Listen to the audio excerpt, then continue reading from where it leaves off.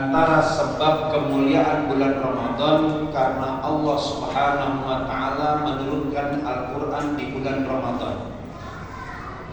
Kemudian di antara sebab turunnya Al-Qur'an karena ada Nabi Muhammad sallallahu alaihi wasallam. Sehingga dengan menggunakan nalar yang lurus kita bisa menyimpulkan bahwa di antara sebab kemuliaan bulan Ramadan itu adalah kehadiran Nabi Muhammad sallallahu alaihi wasallam.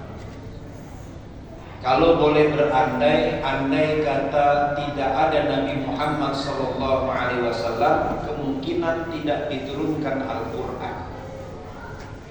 Dan kalau tidak diturunkan Al-Qur'an, maka tidak ada lagi kemuliaan di muka bumi ini. Maka dua kemuliaan ini yang Allah berikan kepada umat manusia dan Allah perintahkan untuk menjaga dua kemuliaan ini. Hadirin jamaah yang dimuliakan Allah, terkait dengan Quran kita ingat satu kampanye yang mengajak agar kita kembali kepada Al-Quran. Yang menjadi pertanyaan adalah bagaimana cara kita kembali kepada Al-Quran. Beberapa kelompok memahami makna kembali kepada Al-Quran itu adalah dengan membaca terjemahan yang tersurat di dalam Al-Quran. Sehingga ada orang yang mencukupkan pemahamannya kepada terjemahan Al-Quran yang beredar. Padahal kalau kita memahami kajian-kajian ilmu Al-Quran, tidak sedikit kalimat di dalam terjemahan Al-Quran itu tidak menggambarkan keseluruhan dari maksud dari Al-Quran. Artinya terjemahan itu pun masih perlu diverifikasi lagi apakah yang diterjemahkan itu sesuai dengan yang diinginkan atau yang dipahami oleh Nabi Muhammad sallallahu alaihi wasallam. Sehingga tidak tertutup kemungkinan orang yang hanya mengandalkan pemahamannya dengan membaca terjemah saja, dia akan mudah terjebak ke dalam kesesatan. Kira-kira 10 tahun yang lalu saya pernah menghadiri satu majelis Al-Quran di kawasan Bekasi. Yang mengadakan ini adalah alumni dari perguruan tinggi negeri dari kampus elit di Indonesia. Yang hadir juga bukan jamaah sembarangan, mereka adalah orang-orang yang terdidik. Di antara sebab orang-orang terdorong untuk hadir di majelis Quran itu karena yang menyampaikan materi hafal seluruh isi kandungan Al-Quran dari aspek terjemahan. Begitu saya ikuti, ternyata penjelasan-penjelasan yang disampaikan berbeda dengan makna yang dipahami oleh para ulama. Sebagai contoh, ketika dia menjelaskan satu ayat di dalam surat Al-Baqarah, ayat itu berbunyi, wa wailul lil ladzina yaktubuna bi aydihim tsumma yaquluna hadza min 'indillah. Fawailul lahum mimma katabat aydihim wa wailul lahum mimma yaksibun. Itu ada di surat Al-Baqarah ayat 90-an. Yang kalau diterjemahkan, celakalah orang-orang yang menulis Alkitab dengan tangan mereka. Kemudian mereka membuat klaim bahwasanya tulisan itu berasal dari Allah Subhanahu wa taala. Dan celakalah apa yang sudah mereka tulis, dan celaka pula apa yang sudah mereka usahakan. Tafsir dari ayat ini adalah kecaman terhadap Bani Israel yang berani mengklaim karangan-karangan manusia dianggap sebagai wahyu dari Allah. Ini sebagaimana klaim seseorang yang bernama Paulus yang menulis surat-surat setelah Nabi Isa alaihi salam tiada. Kemudian Paulus mengklaim bahwa surat ini merupakan wahyu dari Allah. Kalau kita baca Perjanjian Baru, di situ ada surat Paulus kepada jemaat di Tesalonika, surat Paulus kepada jemaat di Roma, surat Paulus kepada jemaat di Philadelphia dan seterusnya. Kemudian juga ada di dalam Perjanjian Baru Lukas pasal 1 ayat 1 yang menyebut bahwasanya dia digerakkan oleh roh Allah itu untuk menulis tentang wahyu. Konteks ayat dalam surat Al-Baqarah tadi mengecam tindakan sebagian oknum orang-orang Israel yang merekayasa firman Allah, membuat cerita yang kemudian diklaim sebagai firman Allah. Tapi di dalam pengajian Al-Quran di Bekasi itu, makna ayatnya diselewengkan, dipahami bahwasanya Allah mengutuk orang Islam yang menyusun doa menurut redaksinya sendiri. Lalu kemudian doa itu diajarkan kepada orang lain, sehingga orang menganggap doa itu berasal dari Rasulullah SAW. Ini sudah beda makna yang dimaksud oleh ayat dan yang diterjemahkan atau ditafsirkan oleh orang yang menafsirkan. Ayatnya berbicara tentang penyelewengan wahyu Allah, tetapi tafsirnya justru mengecam orang yang menyusun doa. Padahal di dalam banyak hadis kita akan jumpai sebagaimana di dalam tertulis di dalam kitab Al-Adhkar yang ditulis oleh Imam An-Nawawi tentang adab-adab di dalam berdoa. Nabi Muhammad SAW mempersilahkan para sahabat untuk berdoa sesuai dengan hajatnya. Kalau Nabi mengatakan boleh berdoa menurut hajatnya, artinya para sahabat punya redaksi sendiri-sendiri di dalam doa itu. Maka boleh orang yang tidak bisa bahasa Arab, yang tidak menghafal doa dari Nabi, dia berdoa menurut redaksinya. Orang Batak berdoa dengan bahasa Batak, ya Allah nahadu hepeng ya Allah, sampai tersamun-samun diladani ya Allah, misalnya seperti itu, ya kan? Ya, jangan sampai ada harapan palsu ya Allah. Kalau orang Batak begitu doa, karena dia tidak mengerti bahasa Arab. Akhirnya dia doa dengan bahasanya sendiri. Orang Sunda karena dia tidak tahu, tidak hafal doa dari Nabi, kemudian menyusun redaksi doa sholat tahajud. Setelah salam dia doa, Gusti ya Allah, sing dipasihan rezeki anu seueur anu kacida lobana Gusti.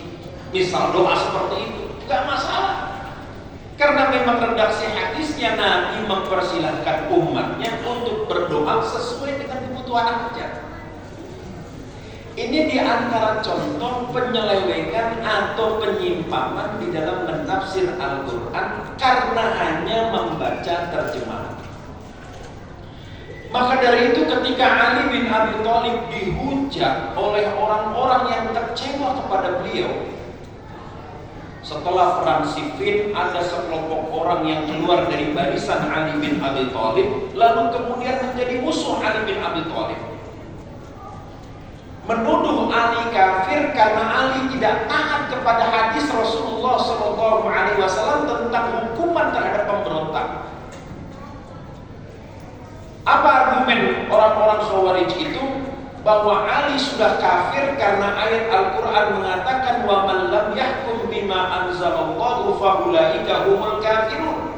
Surat Al-Maidah ayat 45. Siapa yang tidak berhukum dengan wahyu yang diturunkan oleh Allah, maka mereka adalah orang kafir. Sampai ketika Ali bin Abi Thalib sedang menyampaikan khutbah, langsung disuruh turun dari mimbar. Ketika Ali mau mengimami sholat Jumat, dihalangi supaya tidak boleh menjadi imam karena orang kafir tidak boleh jadi imam. Diadukanlah kemudian oleh orang-orang setia Ali bin Abi Thalib radhiyallahu anhu, bagaimana sikap Amirul Mukminin Tuan Khalifah, bagaimana Tuan Khalifah dianggap kafir, mereka punya dalil Al-Quran. Apa jawab Ali bin Abi Thalib?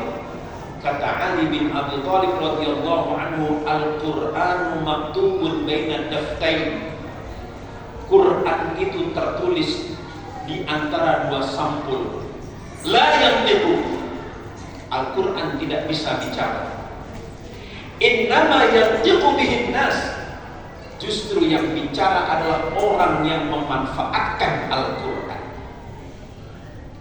Dari sini kemudian para ulama menegaskan kembali kepada Quran membutuhkan alat supaya jelas. Maka dari itu ada beberapa tahapan. Karena kultum ini kuliah 7 menit, tidak bisa lama-lama. Kalau lama jadi kuliah terserah antum. Saya akan singkat saja. Para ulama kemudian membuat tahapan-tahapan di dalam memahami Al-Quran. Tahapan yang pertama adalah tahapan tilawah, membaca huruf per huruf, kalimat per kalimat. Sehingga dengan tilawah ini ada program tahsinut tilawah, membaguskan bacaan Al-Quran. Itu dulu. Ini saja tidak selesai. Generasi Iqra banyak di sini saya lihat. Gen X, Gen Milenial, Gen Z, yang berisik Gen Alpha. Itu lahir waktu Alfamaret sudah ada. Ya kan? Yang lebih kecil dari Gen Alpha namanya Gen Beta, itu ada. Yaitu generasi yang lahir ketika bapak ibunya nikah di Puri Beta, Ciledug sini. Ini generasi Iqra banyak. Pertama diluncurkan metode Iqra tahun 92. Waktu kecil lancar baca Quran. Sekolah SDIT, Sekolah Dasar Islam Terpadu. Lanjut SMPIT, sempit dibacanya. Waktunya sempit untuk main karena belajar terus. Masuklah SMAIT. Begitu kuliah hilang bacaan Qurannya dan juga hafalannya. Sudah pinter, bodoh lagi. Itu fenomena. Karena saya ngajar agama belum lama, baru 18 tahun. Selama 18 tahun itu saya menemui fenomena lulusan SMPIT yang dulu belajar Iqra ketika masuk UI tidak lagi bisa membaca Al-Quran. Jadi di level tilawah saja kita masih bermasalah. Selesai tilawah, bagus bacaan, naik namanya level qiraah. Apa itu qiraah? Sebagaimana pesan di dalam wahyu, Iqra. Apa itu Iqra? Baca, nggak cukup baca.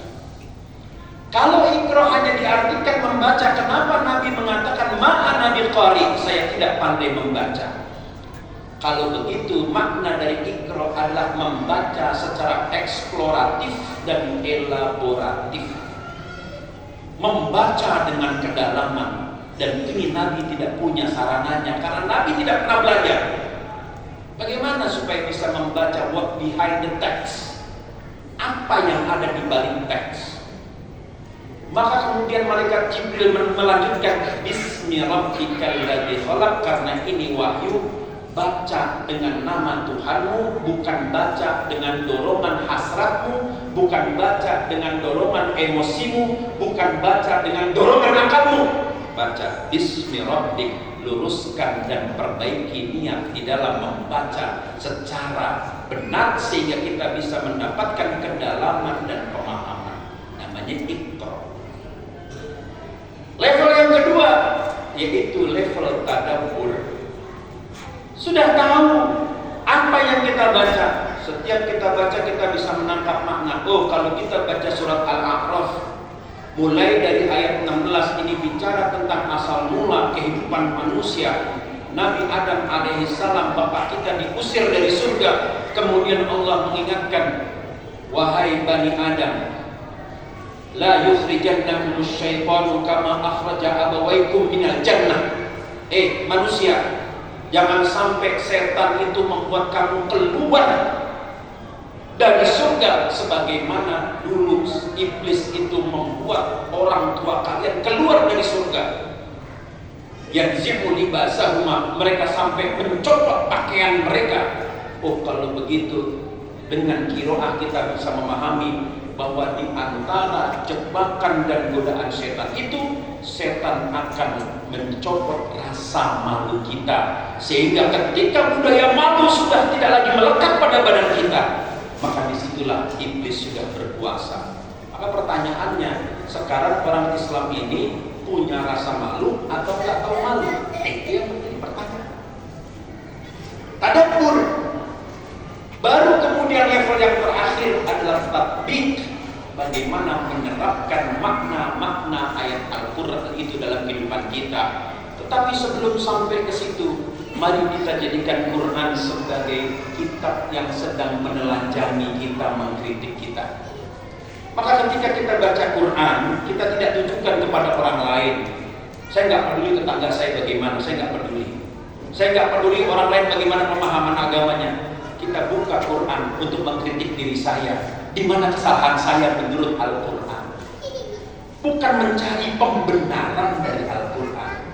Jadi sekarang ini orang lebih suka mencari pembenaran dibandingkan kebenaran. Kenapa? Karena terkadang kebenaran tidak pernah berpihak kepada kita. Kenapa tidak berpihak kepada kita?